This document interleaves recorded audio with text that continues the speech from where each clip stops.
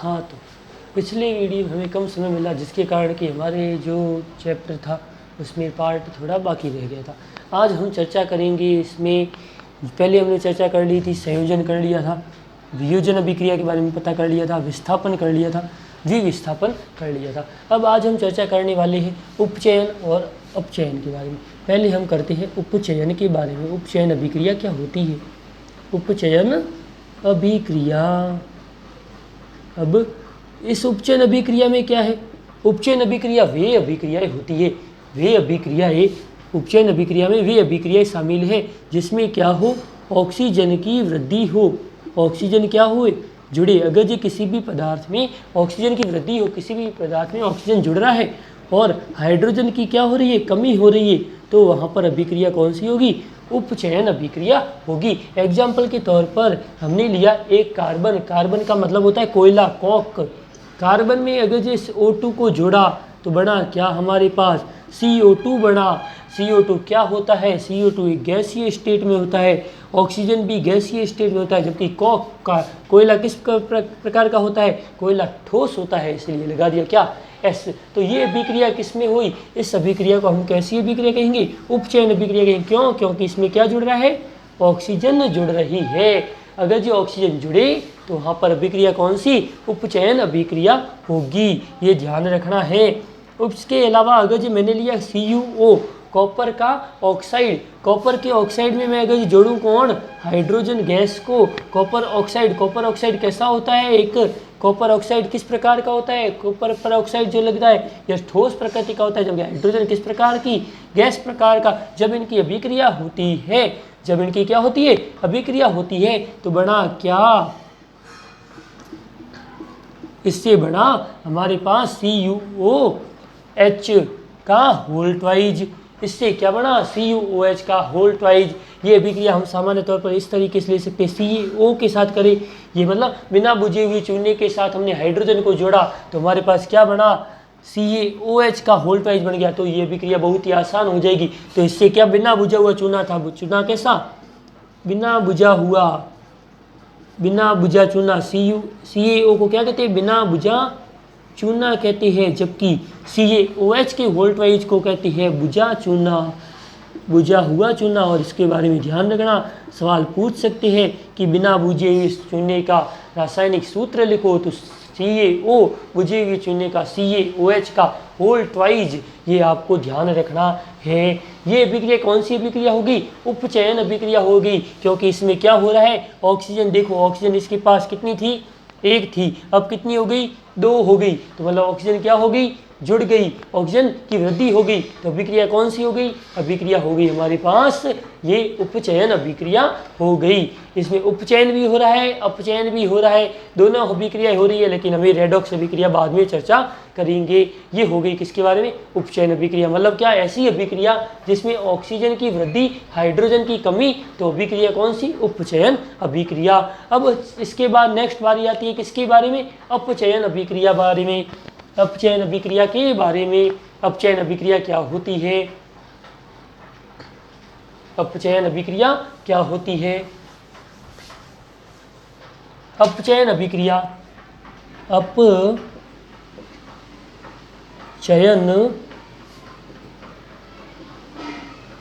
अभिक्रिया। अपचयन अभिक्रिया क्या होती है? ऐसी अभिक्रिया जस्ट उसकी उल्टी, किसकी? उपचयन की उल्टी। उपचयन में ऑक्सीजन की वृद्धि हो रही थी, यहाँ पर हाइड्रोजन की वृद्धि होगी। उसमें ऑक्सीजन की जगह हाइड्रोजन की कमी हो रही थी, यहाँ पर क्या होगी? ऑक्सीजन की कमी होगी। ये हमें ध्यान रखना है। उपचयन में ऑक्सीजन की वृद्धि, जबकि यहाँ पर ऑक्सीजन की कमी। उपचयन में हाइड्रोजन की कमी, जबकि यहाँ हाइड्रोजन की वृद्धि होगी। ये कौन सी अभिक्रिया होगी? ये फिर अभिक्रिया होगी अपचयन अभिक्रिया होगी। अपचयन अभिक्रिया मतलब क्या? ऐसी अभिक्रिया जिसमें हाइड्रोजन की वृद्धि हो, हाइड्रोजन क्या हो? जुड़े, तो अभिक्रिया कैसी कहलाएगी? अभिक्रिया कहलाएगी अपचयन अभिक्रिया। अपचयन अभिक्रिया के एग्जाम्पल देख लो। एग्जाम्पल कौन से है? बहुत बड़े हैं। H2 + Cl2 बना क्या? 2HCl, मतलब हाइड्रोजन भी गैस, Cl भी क्या है? गैस, जबकि HCl क्या है? लिक्विड।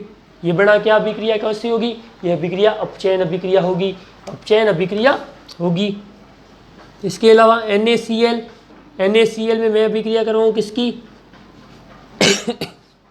अभिक्रिया करवाई H2O की करवाई, H2O की करवाने पर हमारे पास क्या बना, NaOH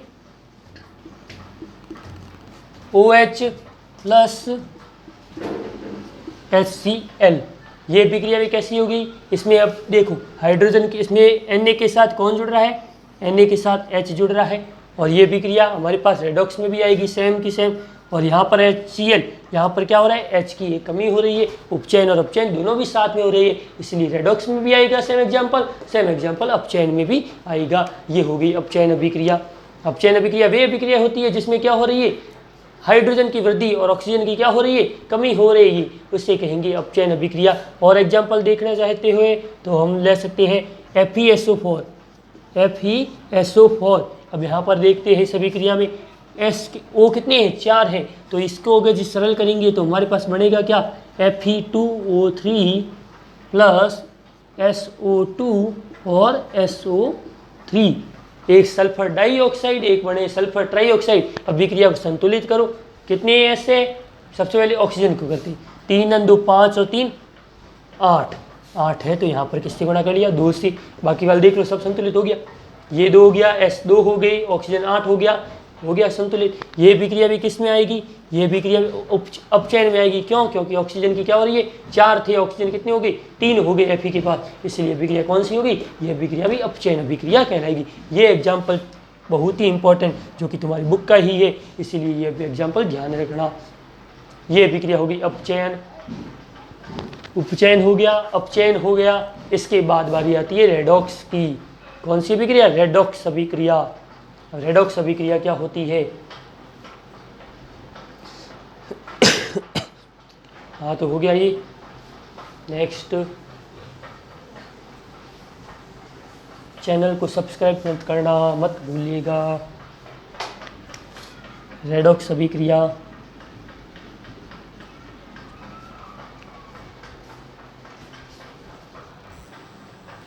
रेडॉक्स अभिक्रिया कौन सी अभिक्रिया, रेडॉक्स अभिक्रिया, जिसमें क्या हो, उपचयन भी हो अपचयन भी हो, तो अभिक्रिया कैसी, रेडॉक्स अभिक्रिया। रेडॉक्स अभिक्रिया के बारे में चर्चा करते हैं।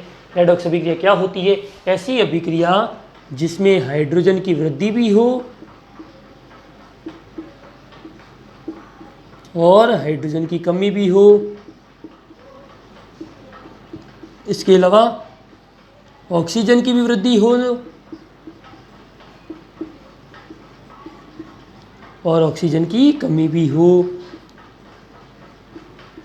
मतलब ऐसी अभिक्रिया जिसमें हाइड्रोजन की वृद्धि और ऑक्सीजन की कमी, अभिक्रिया कौन सी, अपचयन।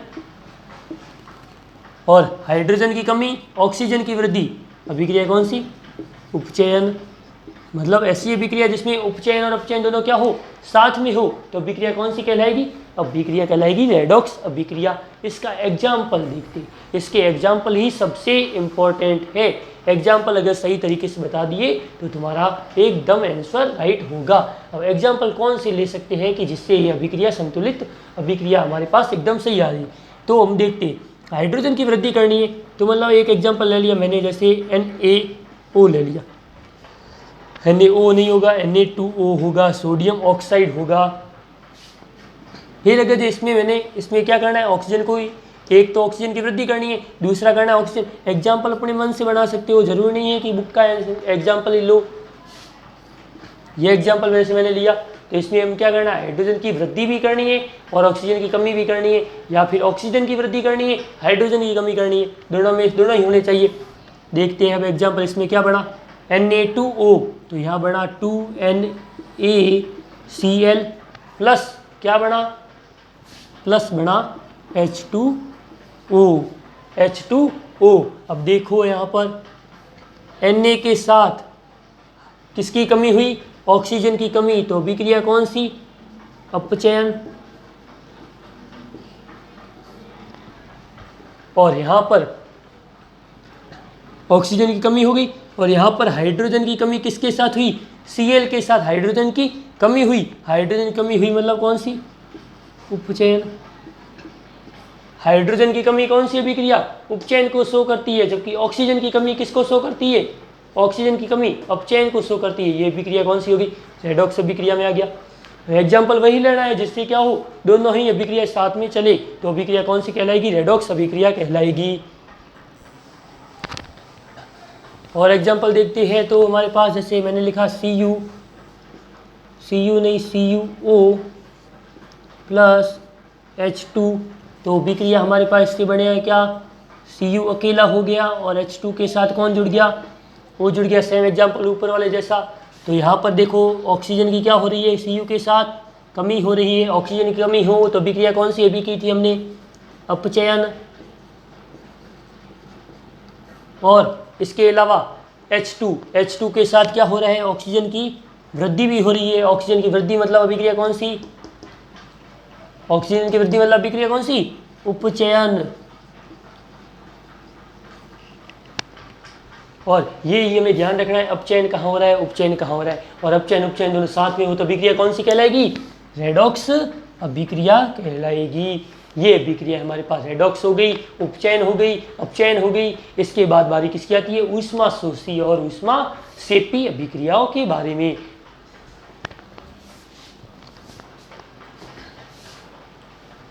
और कोई भी क्वेश्चन हो तो कमेंट बॉक्स में जरूर कहना ताकि मैं उसका आंसर आपको बता सकूं। कैसा भी क्वेश्चन हो, चाहे साइंस हो चाहे मैथ्स हो, मैं वीडियो मैथ्स के भी आपको आने वाले समय में दूंगा। फिर बारी आती है ऊष्मा शोषी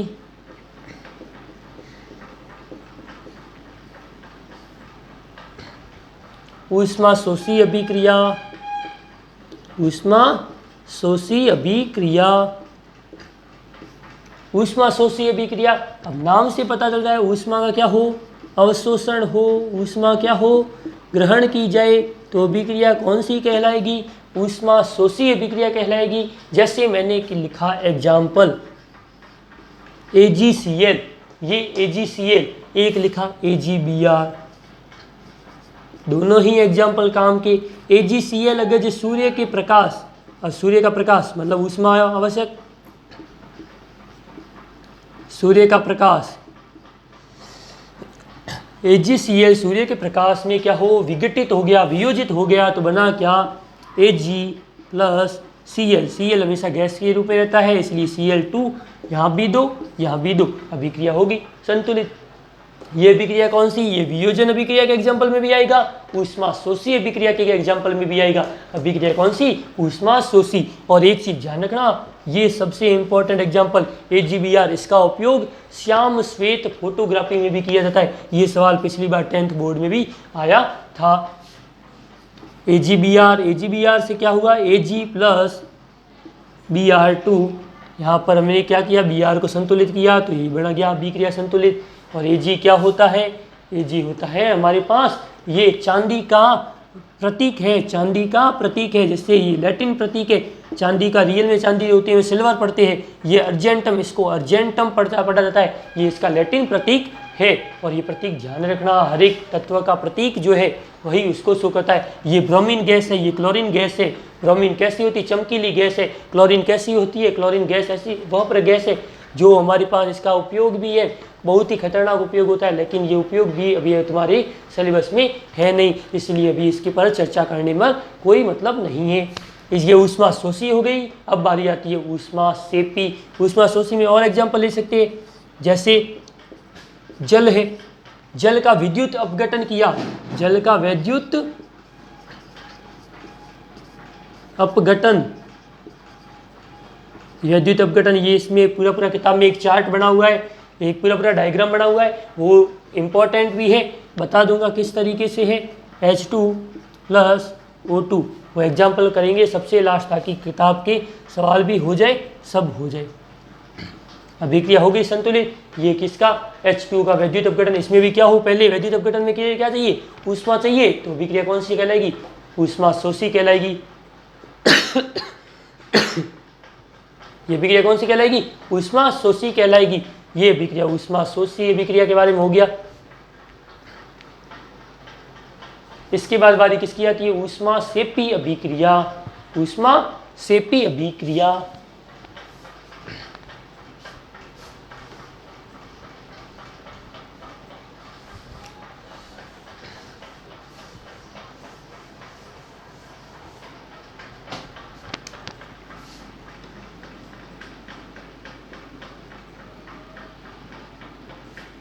ऊष्मा सेपी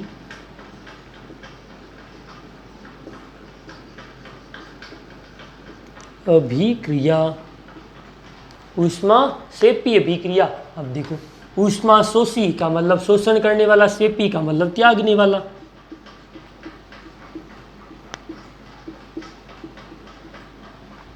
मतलब वे अभिक्रिया जिसमें ऊष्मा क्या हो? उत्सर्जित हो, तो अभिक्रिया कैसी कहलाएगी? ऊष्मा सेपी। इसमें तो बहुत एग्जाम्पल पढ़िए। पहला एग्जाम्पल तो मैं सीधा लिख लेता हूँ, श्वसन की अभिक्रिया। श्वसन की अभिक्रिया। श्वसन की अभिक्रिया कैसी थी? जब पेड़ पौधे जो सूर्य का प्रकाश ग्रहण करके जो प्रकाश संश्लेषण की अभिक्रिया, फोटोसिंथेसिस जो करते हैं, वो किस प्रकार की अभिक्रिया होती है? पेड़ पौधों ने कार्बोहाइड्रेट या मतलब कहते हैं ग्लूकोज और सूर्य के प्रकाश की उपस्थिति में क्या ग्रहण की? पेड़ पौधों ने ग्रहण की हमारे पास से कार्बन डाइऑक्साइड। जो बनाते क्या है पेड़ पौधे? ऑक्सीजन बनाते हैं। तो बनाया क्या? 6O2 plus H2O। हमारे लिए ऑक्सीजन किसने दी? पेड़ पौधों ने दी। अब यहाँ पर इसको संतुलित कर देते हैं।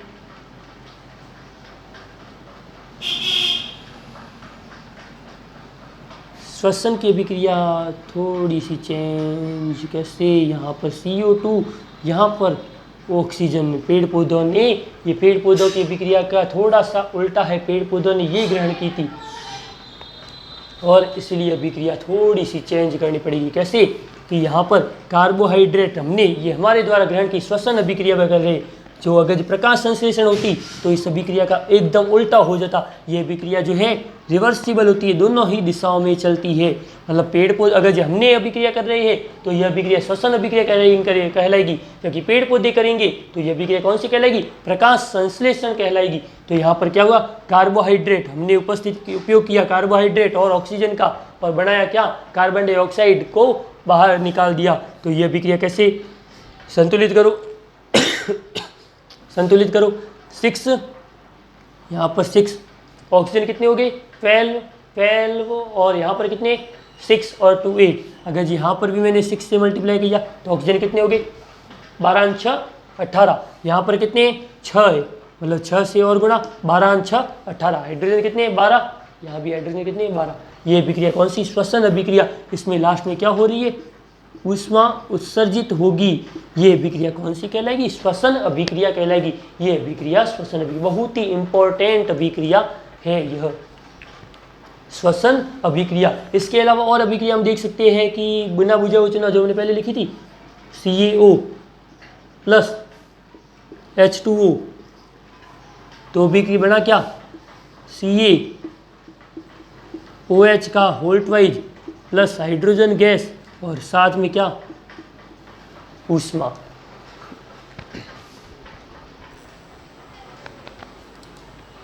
ये अभिक्रिया कौन सी कहलाएगी? ये अभिक्रिया हमारे पास ऊष्मा सेपी अभिक्रिया के एग्जाम्पल में ये अभिक्रिया शामिल की जाएगी। ये हो गई कौन सी अभिक्रिया? श्वसन अभिक्रिया। और एक ये कौन सा? ये बिना बुझा हुआ चूना। ये बुझा हुआ चूना अभी हमने पढ़ा था, ध्यान रखना। बिना बुझा हुआ चूना और बुझा हुआ चूना, ये ऊष्मा सेपी अभिक्रिया के बारे में भी हो गया। मतलब रासायनिक अभिक्रिया के जो प्रकार थे वो टॉपिक हमारे पास क्या हो गया? क्लियर हो गया। कौन कौन से? संयोजन अभिक्रिया जिसमें क्या हो? क्रियाकारक जुड़े, उत्पाद बनाए। वियोजन अभिक्रिया 3 प्रकार की होती है, वो मैंने देखा नहीं। 3, ऊष्मीय, प्रकाश और विद्युत वियोजन। विद्युत वियोजन का हमने एग्जाम्पल अभी देख लिया था, लेकिन बाद में जो बचा हुआ है बाद में देख लेंगे। विस्थापन अभिक्रिया, शिफ्टिंग, अधिक क्रियाशील तत्व द्वारा कम क्रियाशील तत्व से अपने परमाणु को क्या हो गया? विस्थापित कर लिया। द्विविस्थापन आयनों के आदान प्रदान वाली अभिक्रिया, उपचयन अभिक्रिया ऑक्सीजन की वृद्धि हाइड्रोजन की कमी, अपचयन हाइड्रोजन की वृद्धि ऑक्सीजन की कमी, रेडॉक्स उपचयन और अपचयन के सम्मिलित रूप को रेडॉक्स अभिक्रिया कहते हैं। ऊष्मा शोषी ऊष्मा का शोषण करने वाली अभिक्रिया और ऊष्मा सेपी जिसमें ऊष्मा क्या हो उत्सर्जित हो तो अभिक्रिया ऊष्मा सेपी। कौन सी अभिक्रिया ध्यान रखनी है? श्वसन अभिक्रिया ध्यान रखनी है। ये हो गया हमारे पास इस पार्ट के लगभग सारे टॉपिक हो गए। दो टॉपिक बचे हुए, संसारण और विकृत गंधिता। संसारण और विकृत गंधिता।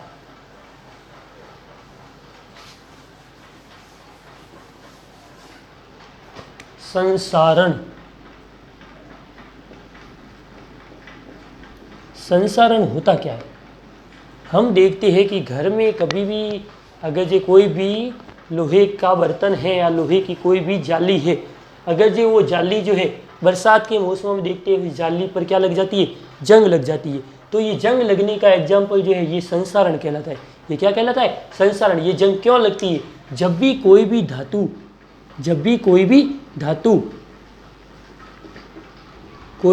धातु वायु या नमी के साथ अभिक्रिया करती है, वायु या नमी के साथ, वायु नमी कह सकते हैं, आर्द्रता कह सकते हैं, कुछ भी कहो, वायु कह सकते हैं, नमी कह सकते हैं, आर्द्रता कह सकते हैं, इसके साथ अभिक्रिया करती है तो उसमें धातु का क्या बन जाता है? ऑक्साइड बन जाता है। धातु का क्या बन जाता है? ऑक्साइड बन जाता है। और ये धातु ऑक्साइड जो होता है इसको ही कहते हैं जंग।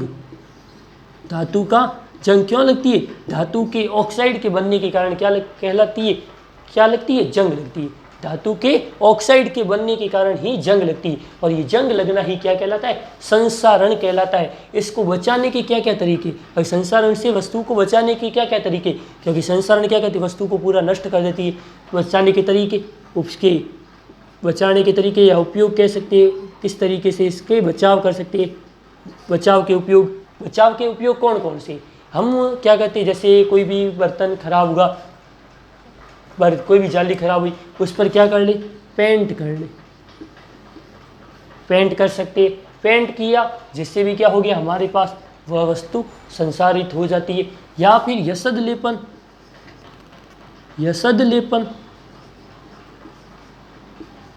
उस पर जिंक की परत चढ़ाने की अभिक्रिया भी। यसद लेपन का मतलब क्या है? किसी भी लोहे धातु की वस्तु पर यसद लेपन, यसद का मतलब क्या? जस्ता, जिंक का लेप किया जाता है जिससे क्या होती है? वह संसारित होने से बच जाती है। या फिर ग्रीस लगाकर,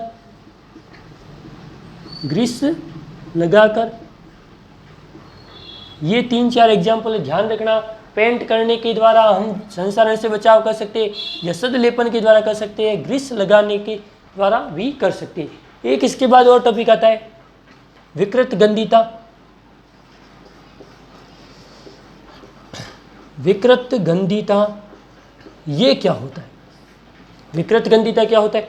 तेल और वसा वाली कोई वस्तु है, तेल और वसा युक्त खाद्य सामग्री जो, तेल और वसा युक्त खाद्य सामग्री, जैसे हम कह सकते हैं कि बाजार में जाती है तो हम अगर जो कोई भी चीज़ खरीदते हैं तो उसमें देखते हैं वो फूली हुई होती है। उसका कारण क्या है? वह विकृत गंधिता होने से वस्तु को बचाने के लिए वह उसको पैकिंग करने में उस पर हवा भरी जाती है। ये हवा किस गैस की होती है? नाइट्रोजन गैस की होती है। नाइट्रोजन गैस भरी जाती है। क्यों भरी जाती है? इससे क्या होता है? नाइट्रोजन गैस क्यों भरी जाती है? इसका कारण क्या है? क्योंकि नाइट्रोजन गैस जो होती है वह उस वस्तु को विकृत गंधिता होने से बचा देती है। किस प्रकार? जब विकृत गंधिता होती है, तेल और वसा युक्त खाद्य सामग्री, तेल और वसा युक्त खाद्य सामग्री, तेल और वसा युक्त खाद्य सामग्री, तेल और वसा युक्त खाद्य सामग्री जो होती है वह जब बहुत लंबे समय तक पड़ी रहती है, तो उसमें से एक अलग ही क्या आती है? स्मेल आती है, अलग ही क्या आती है? गंध आती है।